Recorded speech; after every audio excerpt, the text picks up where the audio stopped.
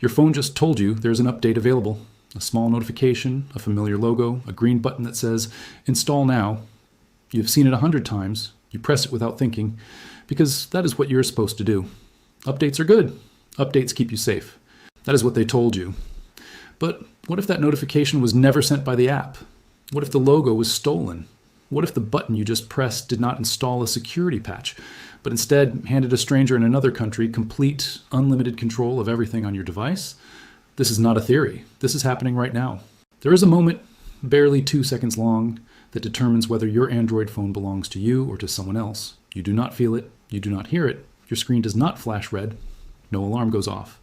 In that invisible 2-second window, while you're simply pressing what looks like a routine update notification, a piece of engineered malicious code quietly negotiates its way into the deepest layers of your operating system. And from that point forward, everything you type, every password you enter, every bank transaction you approve, every conversation you have, it is all being watched, not by your phone, by someone who owns your phone now. This is the reality that mainstream technology coverage refuses to sit with long enough to explain properly. We are told to update our apps regularly.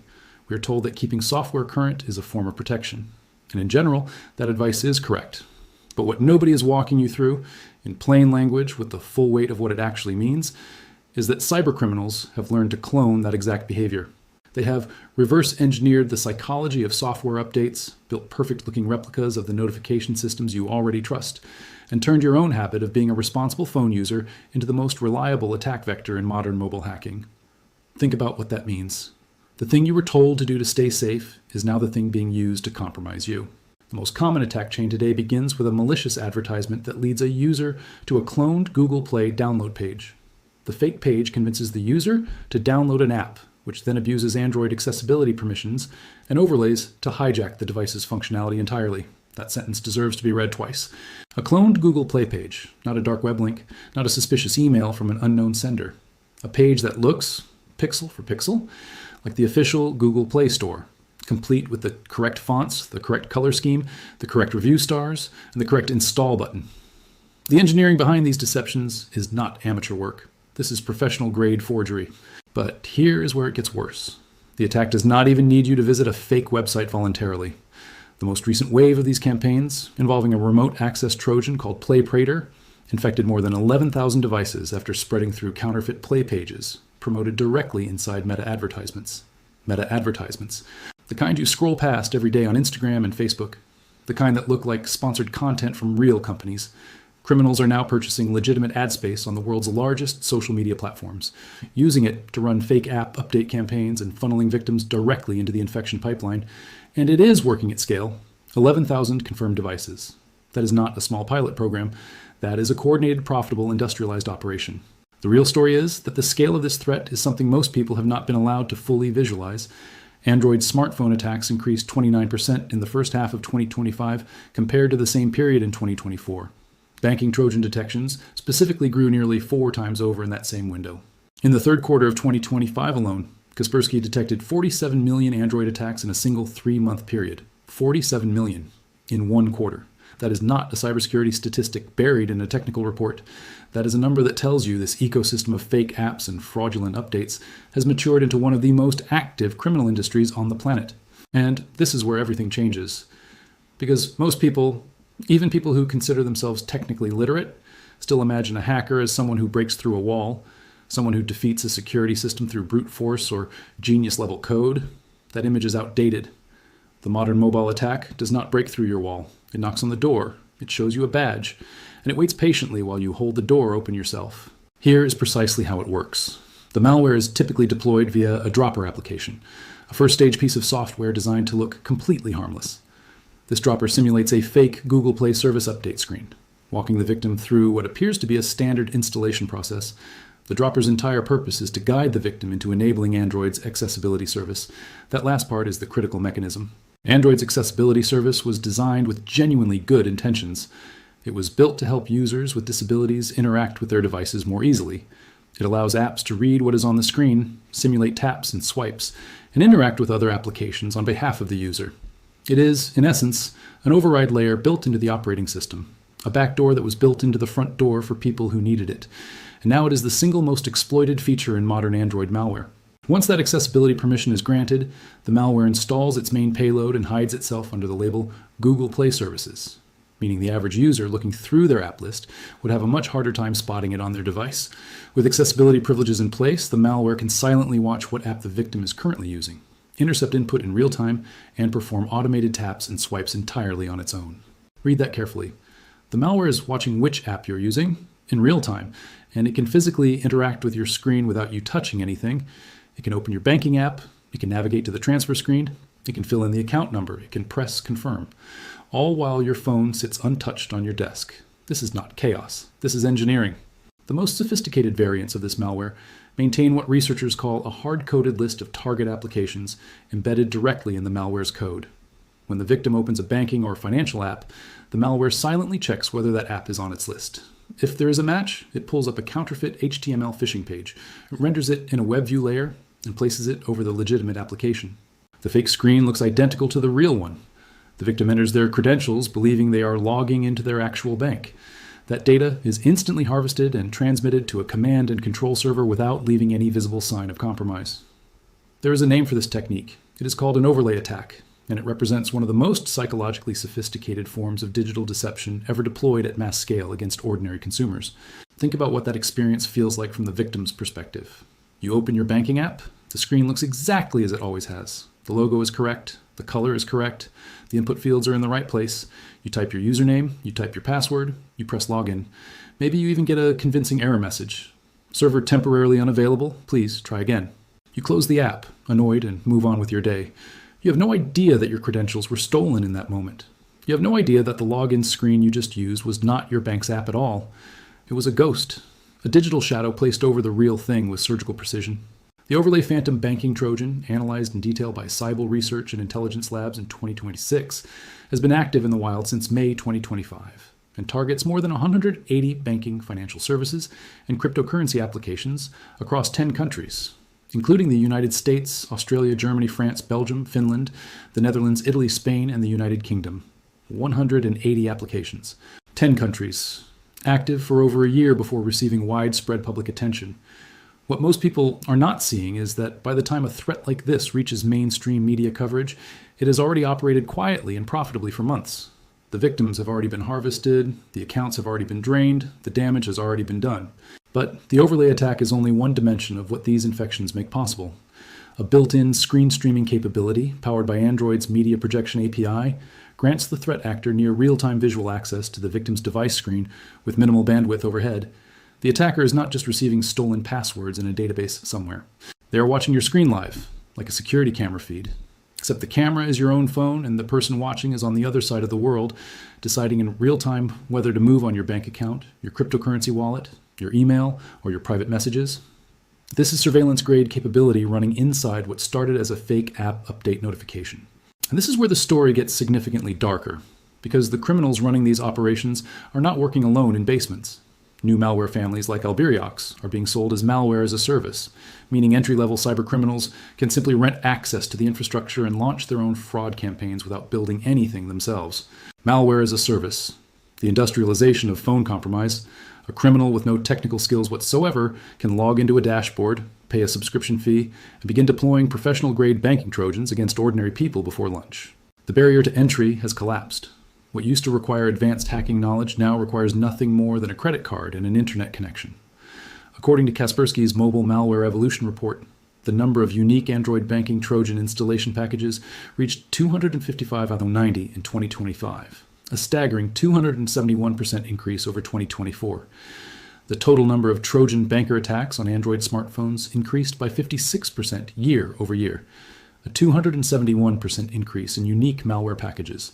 What that number tells researchers, and what it should tell you, is that this is not the same criminals reusing the same code. New variants are being manufactured at an accelerating rate, new disguises, new infection chains, new target app lists, new evasion techniques. The ecosystem is evolving faster than the defenses being built against it. Here's another layer most analysts are not emphasizing enough. Recent threats like ProSpy and TwoSpy have been circulating disguised as updates or plugins for well-known apps like Signal and ToeTalk. These threats do not just steal data, they embed themselves deeply into the device, evading detection while continuously extracting messages, contacts, and location data. In one variant, the spyware poses as a signal encryption plugin, a fictitious add-on that promises enhanced security but delivers the opposite. Think about the psychological sophistication of that specific deception. The criminals are not just exploiting blind trust. They are exploiting informed trust. They are targeting people who already know about cybersecurity risks, who have already switched to encrypted messaging apps because they want privacy, and offering them a fake security enhancement as the vehicle for compromise. The people trying hardest to protect themselves are being targeted with deceptions specifically engineered for them. And then there is the NFC dimension, a frontier of mobile theft that has emerged so rapidly that most consumers have never heard it discussed in any meaningful way. ESET telemetry recorded an 87% increase in NFC-related threats in the second half of 2025. Attackers are now persuading victims to reveal one-time passcodes to confirm card details, effectively registering the stolen card to the criminal's own digital wallet. This means that the endpoint of a fake app update installation is no longer limited to logging into your bank account through a stolen password. The malware can now transform your physical payment card into a card that the attacker controls. They do not need your card. They do not need your wallet. They need the data from your card, and a well-engineered fake app is capable of extracting it directly through the NFC chip in your phone. In the third quarter of 2025, over 44,000 NFC relay attacks were detected in Russia alone, a 50% jump from the previous quarter. In a direct NFC relay attacks, the malware contacts the victim through a messaging app and convinces them to download an app supposedly to verify their identity with their bank. Once installed, the victim is asked to tap their physical bank card against the back of their phone. That card data is then handed directly to the criminals, who can drain the account or conduct fraudulent purchases without ever being physically near the victim. The elegance of this attack, from a purely technical perspective, is almost difficult to process. The victim is the one doing the work. The victim is placing their card against their phone.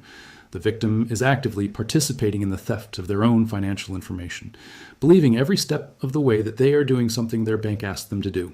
What most people are not seeing is that the psychological engineering behind these attacks is now receiving as much investment as the technical engineering.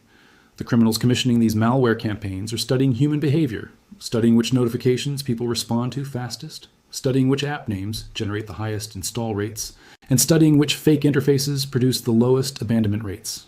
This is user experience design applied to deception. These are not hackers who got lucky. These are professional operations running optimization tests on their social engineering pipelines. In April 2026 alone, WhatsApp notified 200 users that they had installed a fake version of the app containing spyware. A separate threat group was caught impersonating IT help desk staff on Microsoft Teams to deploy custom malware on enterprise networks. 200 people in 1 month from one platform. And that figure represents only the confirmed victims who received a formal notification, meaning the actual number of compromised devices from that campaign is almost certainly higher. The people who are never told are the ones who never know. They continue using their phones. They continue entering their passwords. They continue banking, messaging, and living their digital lives, completely unaware that every action is being mirrored on a screen somewhere else. The year 2025 saw a record-breaking number of attacks on Android devices, with criminals riding several simultaneous waves. The hype surrounding AI applications, the urge to bypass expensive app subscriptions, and the deep-seated consumer trust in update notifications from recognizable brands. That last element is the most important. Consumer trust in update notifications. The single most powerful weapon in the fake update attacker's arsenal is not a piece of code. It is the association, built over decades of legitimate software behavior, between the act of pressing update and the feeling of safety. Google spent years training billions of users to treat update notifications as trustworthy signals. Criminals spent those same years watching and then replicated the signal. Google's Play Protect system scans more than 200 billion apps daily and flagged approximately 13 million malicious side-loaded apps in 2024.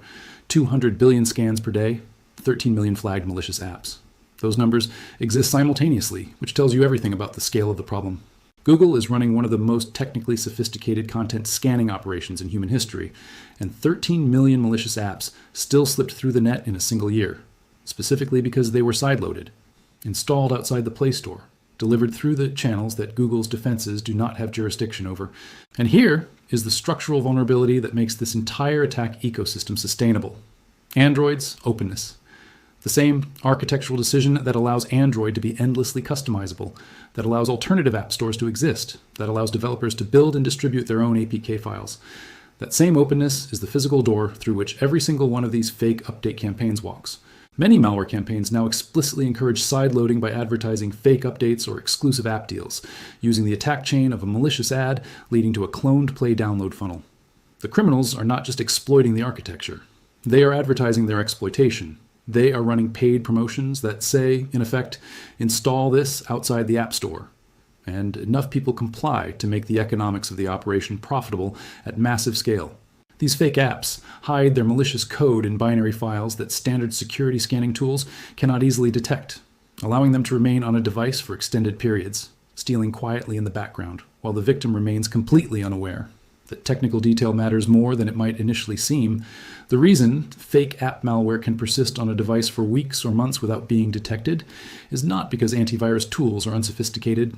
It is because the malware is actively hiding. It is consuming minimal network bandwidth specifically to avoid triggering anomaly detection. It is running its processes under names that look like legitimate system services. It is designed, deliberately and carefully, to be invisible to the person it is compromising. This is not passive malware that runs until someone notices. This is malware with an active concealment strategy. In May 2026, Google's Android Security Bulletin disclosed a critical zero-click vulnerability, CVE 2026-0073, that allows remote code execution with no user interaction required. The bug affects Android 14, 15, and 16 and can be exploited by an attacker on the same network as the target device without needing any phishing or social engineering at all. Zero-click. Read that term carefully. 0 clicks required from the victim. No notification to press. No app to install. No update to approve. If you are connected to the same Wi-Fi network as a threat actor exploiting this vulnerability, they can execute code on your device without you doing anything at all. The fake app update attack that started this conversation requires at least some level of user participation. A notification pressed, a permission granted. The zero-click dimension that researchers are now tracking requires nothing from you except proximity. The zero-click nature of emerging Android vulnerabilities makes them especially attractive to advanced threat actors, including state-sponsored operations, who are seeking stealthy access to the devices of journalists, activists, and political figures. And this is the point where the threat landscape stops being about ordinary financial crime and starts being about something significantly larger, because the same technical infrastructure that criminals use to drain bank accounts through fake app updates is the same infrastructure that governments and intelligence agencies use to surveil dissidents. The same overlay techniques, the same accessibility service abuse, the same screen streaming APIs. The technology is identical, only the operator and the target are different. The Morpheus Android spyware, linked to an Italian company with over 30 years of experience providing lawful interception technology to law enforcement, was deployed through a fake update app that first cut off the target's mobile data connection, creating a simulated network emergency, and then offered a fake fix that hijacked the target's WhatsApp account using biometric spoofing. A surveillance vendor building spyware that tricks activists into losing control of their WhatsApp. Cut the mobile data first, create the panic, offer the solution, deploy the payload. That is a psychologically architected attack sequence. It is not hacking, it is theater, carefully staged to manipulate behavior and produce a predictable outcome. And the final act of that theater is complete device compromise, carried out without the victim ever understanding what happened. According to informed sources in the cybersecurity research community, the gap between what criminals are currently deploying and what the general public understands about mobile security has never been wider. The technical sophistication of these attacks has outpaced public awareness by several years. Most people have a mental model of phone hacking that was accurate in 2015. The attacks being deployed in 2025 and 2026 operate at a level of engineering and psychological refinement that the average user's mental model simply cannot account for. And that gap, that mismatch between what people think they know and what attackers actually know about their behavior, is the gap where all of this damage is happening. Researchers have also noted a particularly disturbing trend beyond downloadable malware. Pre-installed backdoors like Triada and Kinadu are appearing more frequently in new Android devices, particularly lower-cost models. People are purchasing brand new, factory-sealed Android devices that are already infected before they are even turned on for the first time. The malware is integrated into the firmware itself, providing attackers with unlimited control from the moment of first boot in a form that is extremely difficult to remove, even with a factory reset. New phones, still in the box, already compromised. That is the endpoint of a threat ecosystem that began with fake update notifications.